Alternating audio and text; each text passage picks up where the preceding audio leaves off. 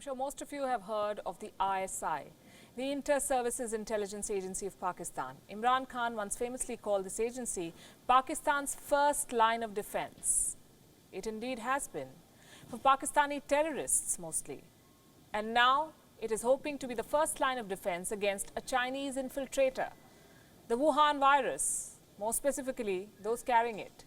The Pakistan government has authorized this intelligence agency to keep an eye on coronavirus patients. The I.S.I is using secretive surveillance technology to track patients, a technology which it usually uses to locate terrorists. Details about this secretive project have not been officially released, but some I.S.I officials have leaked this information to certain news agencies. So let me tell you what we know so far. The I.S.I is using geofencing and phone monitoring systems to track patients and people who they came in contact with. Phone monitoring systems are self-explanatory, but what about geofencing? Geofencing is a discrete tracking system that alerts authorities when somebody leaves a specific area. Pakistan says it has resorted to these methods due to a lack of awareness among its citizens. Citizens who are fleeing hospitals or flouting self-isolation rules. Now, as per reports, Imran Khan himself has praised this program, a program which has come up against little public debate or scrutiny by Pakistani citizens. Most of them probably don't even know about this.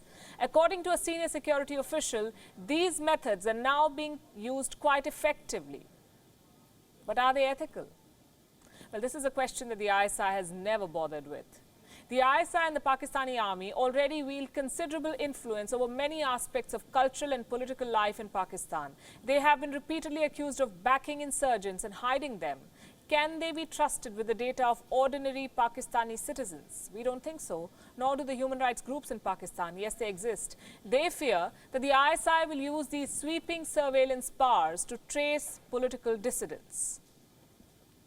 Some ex-senators are raising their voice against this practice too, like Afrasiab Khattak of the Awami National Party.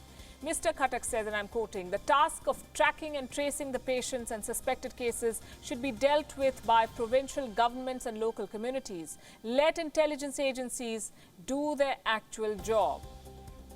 He probably means the job of shielding terrorists. The fact is that Pakistan is struggling to come up with a cohesive national strategy to control the virus. Imran Khan showed reluctance in imposing a sweeping lockdown. He argued that the country could not afford it.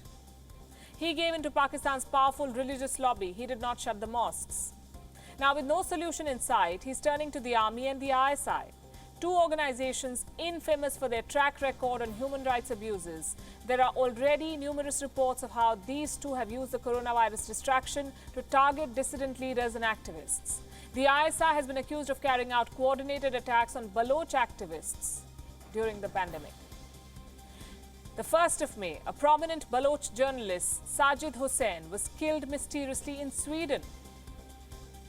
The next day, on the 2nd of May, Arif Wazir, a leader of the Pashtun Tehfuz movement, was shot dead in South Waziristan.